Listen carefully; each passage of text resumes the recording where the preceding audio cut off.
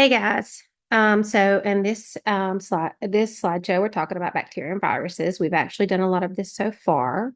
Um, Science starter, think of a time when you got really sick. What did you have? What medicine did the doctor give you? So we've talked about this before, and we talked about like if you have a virus, what will happen to what happens, and your answer should be you let it run its course, or you have a vaccine, and if it's a bacteria, you take an antibiotic. All right, what things can make you sick? These are called pathogens, and that's a bacteria, a virus, or other microorganisms. So some of the things we've talked about like the brain-eating amoeba. We've talked about like staph infection or MRSA, and that's the same thing. So that's a bacteria, or just like the common cold, and it runs its course. How does a person get infected with a bacteria? And they can enter through your cut in the skin, contaminated food, water, sexual transmission through the air, or bites from animals. They can be foodborne illnesses and we've talked about this in our classes, like undercooked chicken. And what bacteria is that? See if you guys can remember. And that is salmonella. And that can cause infections of the GI tract. Common symptoms here: vomiting, diarrhea, abdominal pains, fevers, and chills. So you can pause that to see what you should do. You can never just like leave your food laying on the counter. Microorganisms can grow in the bacteria when it's too warm. Food poisoning versus the stomach flu. So food poisoning typically is from a bacteria. And so food poisoning develops after consuming food that's been contaminated with bacteria. And the stomach flu, that's a bug, usually like a 24-hour bug, and that's a virus. If it just runs its course, it's a virus. If we take an antibiotic, it's a bacteria. And here are some common examples of viruses: rotavirus, adenovirus, norovirus. Animal vectors, these are things that like spread disease, and these would typically spread like a bacteria. This is the Black Plague, was caused by bacteria from the bites of fleas. Those fleas were on boats, and the fleas were on the rats that were on the boats that were brought over from Europe. Lyme disease, typhus, and rabies. An example of Lyme disease right there. Typhus, what that looks like. Bacteria on surfaces. So remember, bacteria are prokaryotic cells. We have good bacteria and bad bacteria. The first line of defense is the skin. So do you think some surfaces have more bacteria than others? So think about it, like the elevator, the doorknob, the restroom handle. So bacteria are pretty much everywhere. So growing bacteria. So depending on our time, we may grow bacteria in here, or hopefully you did this in middle school. Bacteria live on surfaces, but can grow into colonies. So you'll take this thing, this is called a petri dish, and you have agar, and you swab it, and you see how these bacteria grow in little circles, and those are colonies of bacteria. Bacteria divide by binary fission. That just means they split. So you have one and it splits. Murphy, please wait. Excuse me. Bacteria be grown in a petri dish, and you can swap those. The first line of defense is the skin. The mucus, the nose has mucus to trap particles. The mouth and stomach have digestive enzymes. Eyes have tears and friendly bacteria. Anatomy of a splinter. This just shows you like if you get something in our body, our protection, our immune system is going to get rid of it. So if you've ever had a splinter or something stuck in your hand, your body is going to want to get rid of it. So when a splinter pierces the skin, the immune system responds. Mast being like larger cells, release histamines, which cause swelling. So when you have swelling or you get stung by a bee or something like that, the way that our body responds is they release histamines, which tells us that there's something wrong. And then typically a lot of times we take an antihistamine. So it counteracts the swelling or the sneezing or whatever was causing that. Excuse me for a second. Okay.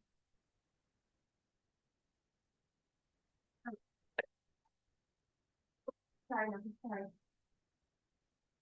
Okay. Sorry, my dog. I'm gonna hurry. White blood cells are macrophages, and macro being big, they leave the blood and enter the wound where the site can eat the bacteria. They can become so large that they die. That's the only thing. Pus is just white, dead, is dead white blood cells. So phagocytes engulf bacteria. You should see that phago. That should be familiar. That is remember, an active transport mechanism, and it means cell eating. And so that's what pus is. So if you see like pus coming out of something, that's your body cleaning it up. Antibiotics is how we treat bacteria. And antibiotics were discovered by Alexander Fleming. And he noticed that there was mold growing in a petri dish, and that mold was penicillin. So if we look here, and that's Staphylococcus, and that looks like, and so staph, that would have probably similar to Staphylococcus aureus, which is like MRSA, which we can get sick with. Penicillin growing right here. And if you notice, that penicillin was killing that staph right there. The mass production of penicillin, it wasn't until the 40s that penicillin was mass produced. It was used during World War II to save wounded soldiers. We were finally able to cure infectious diseases like syphilis and gonorrhea. And scientists declared the end to all infectious diseases. Were they right?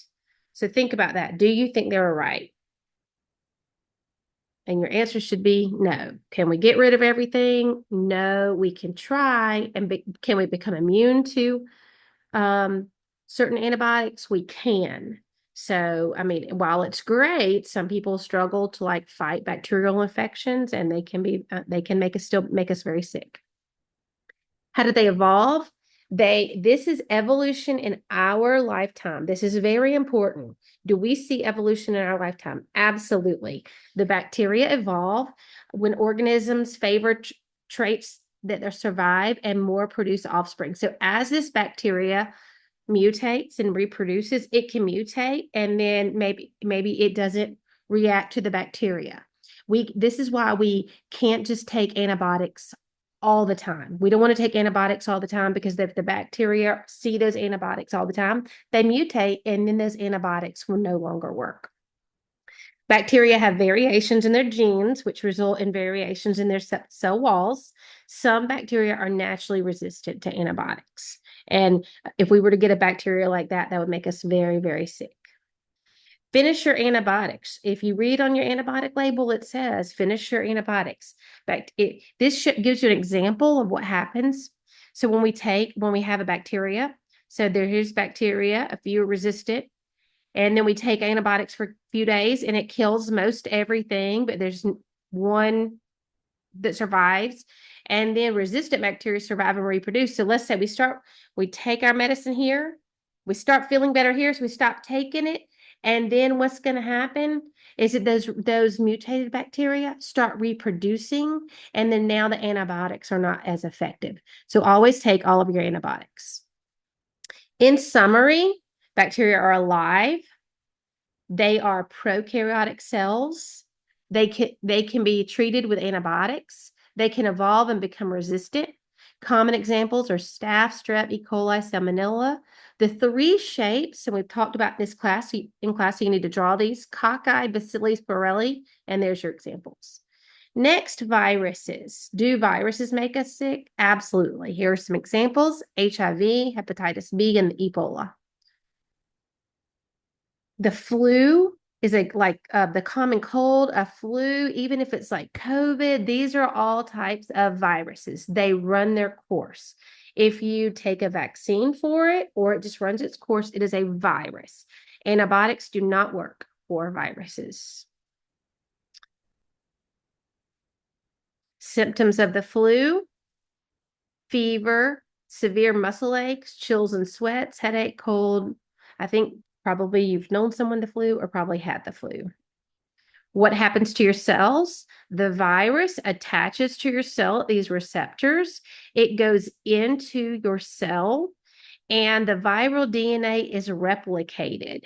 So we call it the virus is taken in, the viral parts are made, and then the virus is released and able to infect new cells. So it usually goes on throughout the body and then it runs its course and gets out. Stomach bug, common cold, typical viruses. Anatomy of a virus, and just look at this and pause this and look at the anatomy. It does have its own DNA. Viruses are considered not to be alive only because they require a host cell. Go. Viruses come in different shapes. HIV is the virus that causes AIDS. HIV enters the cells of your immune system. Your immune system stops working and gives you others infections. Kaposi sarcoma is found in someone who's HIV positive. It's a type of skin cancer. And so it's like lesions. So here's the thing. HIV is the virus that causes AIDS. AIDS is autoimmune deficiency syndrome. So someone when they have full-blown AIDS, they can die from something as simple as the common cold because their body can't fight off anything. Here's an example of another virus, Ebola, and a very high fatality rate. How does your body respond to viruses? Cells that are under attack send out signals to your immune system. White blood cells send out the macrophages to destroy them. Remember the macrophages, when they've been in, they'll create that pus. Macrophages digest and infect cells, so they're going to eat up all the bad stuff. The phlegm and snot you're experiencing when you're sick contains those dead white blood cells. Antibodies attached to the virus or to infected cells, they tag the cell for destruction. So these antibodies are letting the virus know you're bad, and we know if we see you in the future, we're not interested. We don't like this. So then we have these memory cells, and then your body's like, so if you get sick again, your body's going to know, oh, don't respond to that, because don't let this get you sick. You're not going to respond. This is why you can never catch the same cold twice. What that means is your body has already attached these like antibodies to it, and they know, ooh, I recognize that. Go ahead and get rid of it. And that's like what a vaccine does. The purpose of a vaccine is to give you that same genetic material of the virus. And that way, when your body comes in contact with a virus, your body already says, no, this is bad. Get rid of it. And those macrophages and memory cells attack it and get rid of it. Oh, viruses can mutate and your memory cells don't recognize the new version. This is why you can never catch the same cold twice, because that's constantly mutating. So the flu that we had in 2019 COVID isn't the same COVID that would affect us today. That COVID is constantly mutating.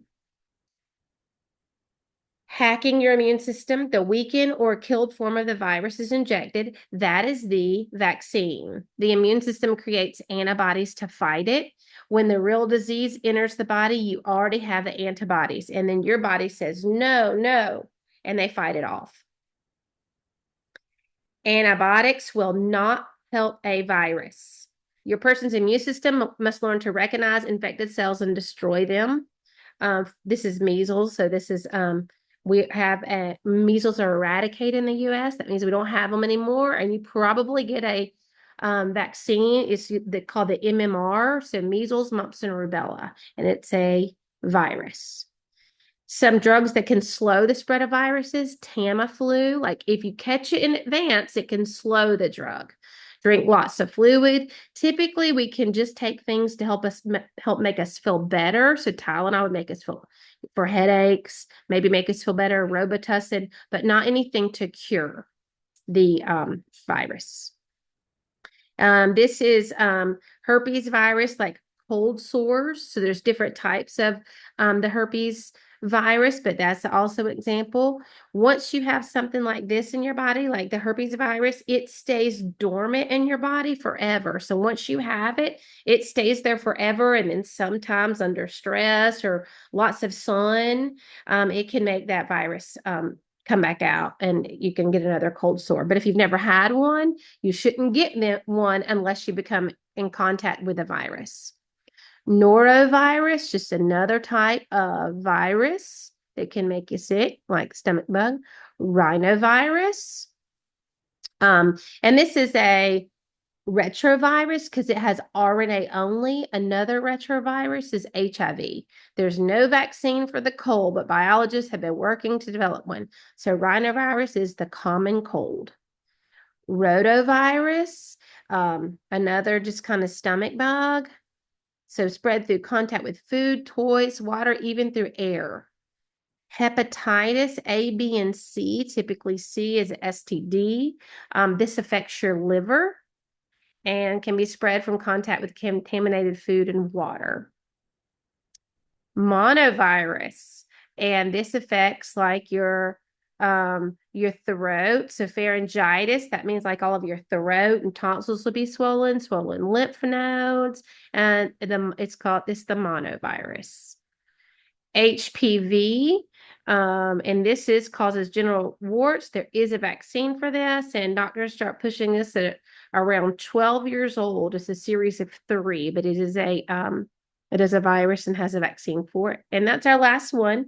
So to summarize viruses, they are not alive because they need a host to replicate, and they either run their course or they're treated with vaccines.